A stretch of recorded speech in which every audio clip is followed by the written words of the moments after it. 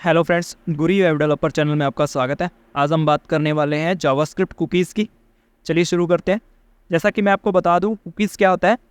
Cookies एक ऐसा छोटा सा स्टोरेज होता है जिसके अंदर यूज़र का कुछ डेटा स्टोर करवा दिया जाता है सर्वर की मदद से। ये जो डेटा होता है ये बहुत ही छोटे अमाउंट में होता है। जैसे अपने कह सकते हैं कि इसका मैक्सिमम जो साइज़ होता है वो 4 KB तक होता है। ये जो डेटा है ये सर्वर स्टोर करता है यूज़र के ब्राउज़र में। हर यूज़र का अलग अलग कुकीज़ बनता है, हर वेबसाइट का अलग अलग बनता है, हर पेज का कुकीज़ अलग अलग बनता है। इसमें क्या होता है, कुछ वेबसाइट का, कुछ यूज़र का एक डेटा स्टोर करवा दिया जाता है। ये डेटा क्यों स्टोर करवाया जाता है, जैसा कि अभी मैं कोई वेबसाइट खोलूँगा, मैं उसमें कुछ डिटेल फिल कर रहा हूँ।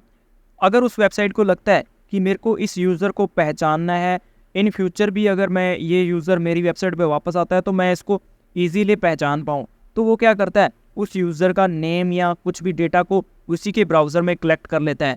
जब इन फ्यूचर वही यूज़र वापस उसी कंप्यूटर से वेबसाइट खोलता है तो वो जो नेम उसने स्टोर करवाया है या उसकी जो ईमेल आईडी है, कुछ भी यूनिक आईडी उसने स्टोर करवाई है, तो वो जब वेबसाइट खोलेगा उसकी जो रिक्वेस्ट जाएगी सर्वर के पास, उस सर्वर के साथ साथ उस कुकीज़ का डेटा भी चला जाएगा और तुरंत सर्वर पहचान लेगा कि कौन से यूज़र की रिक्वेस्ट आई है मेरे पास। तो अगर इसका सबसे बड़ा एग्जांपल मैं बताऊं तो इसका एग्जांपल है आपका लॉगिन सिस्टम। अगर आप कोई भी वेबसाइट पे लॉगिन करते हो, आपने कोई भी ईमेल आईडी और पासवर्ड से लॉगिन कर लिया, तुरंत क्या होगा, सर्वर आपके एक ब्राउज़र में एक कुकीज़ बना देगा। वो कुकीज़ क्या होगी, वो एक यूनिक आईडी भी हो सकती है, ईमेल आईडी, कुछ भी ऐसी डिटेल्स होगी जो आपके ब्राउज़र में स्टोर करवा दी जाएगी। ऐसा इसीलिए कि अगर आपने ब्राउज़र बंद कर दिया, कंप्यूटर शट डाउन कर दिया, वापस स्टार्ट कर रहे हो, तो वापस आकर आपको लॉगिन करने की ज़रूरत नहीं है। वो लॉगिन रहेगा। क्यों? क्योंकि आपके ब्राउज़र में कुछ डेटा स्टोर करवा दिया। जैसे ही आप उस वेबसाइट को खोलोगे तो वो डेटा सर्वर के पास जाएगा, सर्वर आपको पहचान लेगा कि आप कौन हो। तो वो क्या है, आपको उसी हिसाब से आपका जो डेटा है वो आपको दिखा दिया जाएगा। जैसे मैंने मान लो फेसबुक पर लॉगिन किया, फेसबुक ने अपनी जो यूनिक आईडी है, मेरी अकाउंट की यूनिक आईडी होगी, वो मेरे ब्राउज़र में स्टोर करवा दी जाएगी। और ये कब होगी स्टोर, जब मैंने आईडी पासवर्ड सही से भरा होगा। अब स्टोर हो चुकी है, मैंने लॉगिन कर चुका हूँ, अब मैंने ब्राउज़र बंद किया या कंप्यूटर शट डाउन किया, वापस स्टार्ट करता हूँ, वापस आता हूँ। जैसे ही सर्वर पर वापस रिक्वेस्ट करूँगा फेसबुक के सर्वर पर, मैं उसको ओपन करने की कोशिश करूँगा। मैं लिखूँगा ब्राउज़र पे www.facebook.com, ऐसा लिखूँगा, तुरंत क्या होगा, एक रिक्वेस्ट जाएगी सर्वर तक, उसके साथ साथ जो कुकीज़ में डेटा स्टोर है वो भी चला जाएगा। सर्वर क्या करेगा, कुकीज़ के डेटा को पढ़ेगा कि इसके अंदर इन्फॉर्मेशन क्या है। अगर उसको ऐसी इन्फॉर्मेशन मिलती है जिससे वो मुझे पहचान सकता है, तो वो क्या करेगा, मेरे को लॉगिन हुआ उसी हिसाब से डेटा दिखा दिया जाएगा। मतलब मेरी आईडी के अकॉर्डिंग मेरा डेटा दिखा दिया जाएगा कि ये आप लॉगिन हो, ये आपकी आईडी है।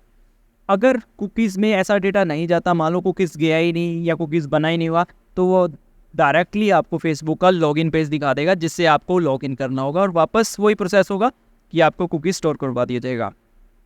एक शॉपिंग साइट में भी कुकीज़ का बहुत ज़्यादा यूज़ किया जाता है। आप कुछ भी शॉपिंग कर रहे हो, उसमें एक ऑप्शन मिलता है बैग का, जिसके अंदर आप कुछ आइटम को ऐड कर सकते हो। जैसे आपने साइट का लॉगिन भी नहीं कर रखा, फिर भी आप उसमें आइटम सेलेक्ट कर रहे हो, मल्टीपल आइटम आपने उस बैग के अंदर डाल दी, जिसको ऐड टू कार्ट बोलते हैं।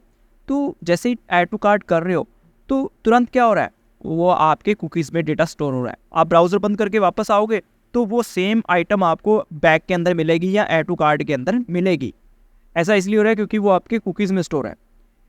अगर ये ना हो तो आपने आइटम सेलेक्ट की, आप चले गए, ब्राउज़र बंद करके वापस आए, तो आपको उस साइट से कुछ भी डेटा ऐसा नहीं मिलेगा कि जिससे आपको पता चल पाए कि मैंने लास्ट टाइम बैग में क्या रखा था, कौन सी आइटम परचेज़ करने वाला था।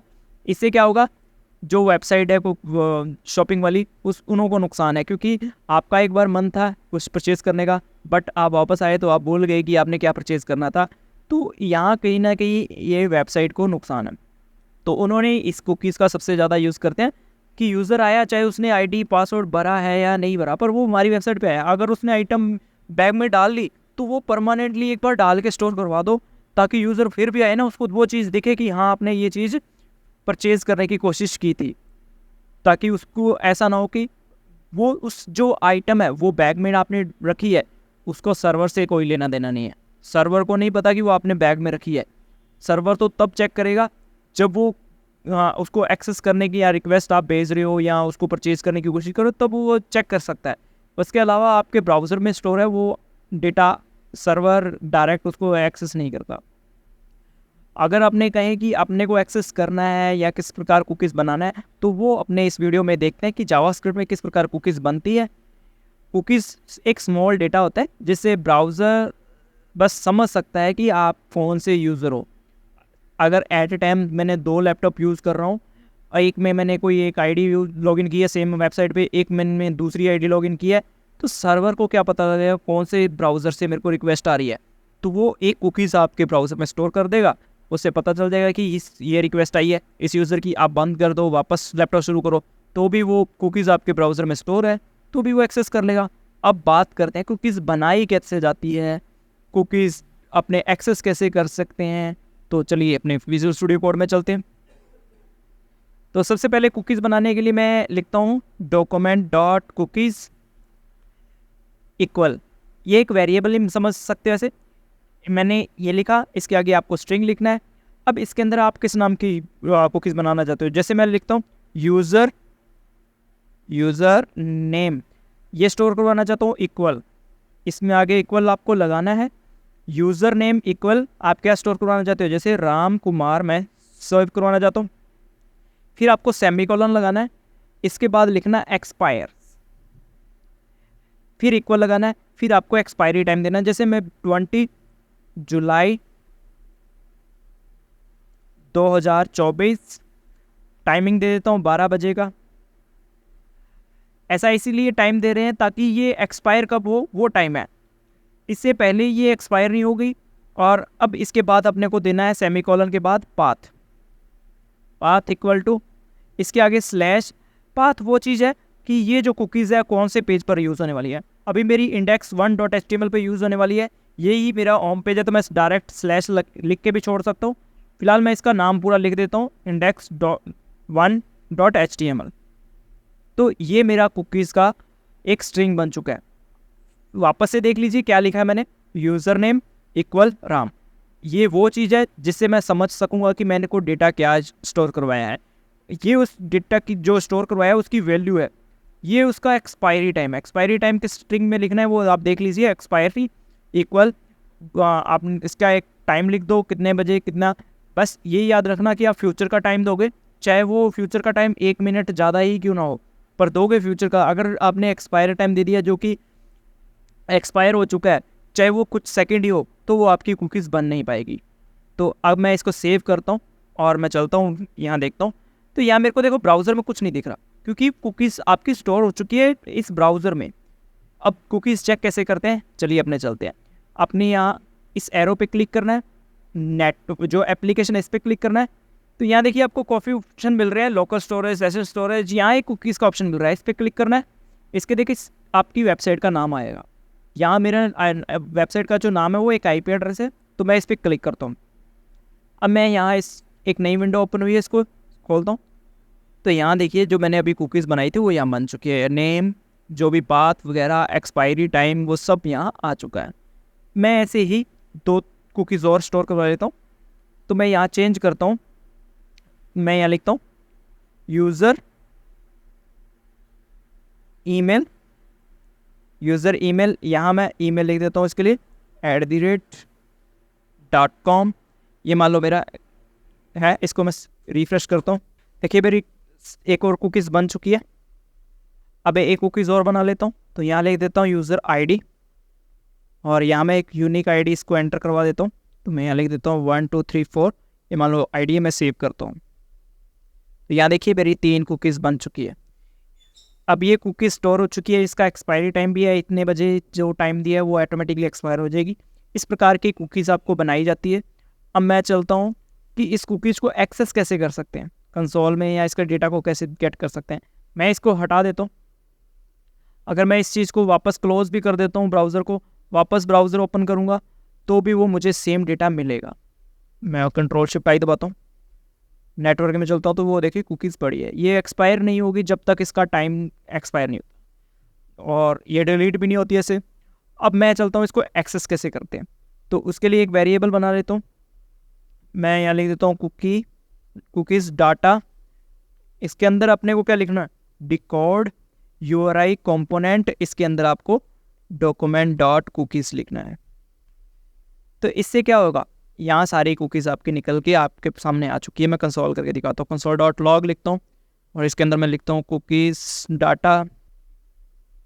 देखिए मैं कंसोल में चलता हूँ, देखिए मेरी जितनी कुकीज़ बनी थी उसका सभी का डेटा आ चुका है, ईमेल आईडी यूज़र नेम ये आ चुका है। अब ये देखिए कि एक स्ट्रिंग के रूप में आया है, इसके सभी के लास्ट में सेमीकोलन लगे हुए हैं।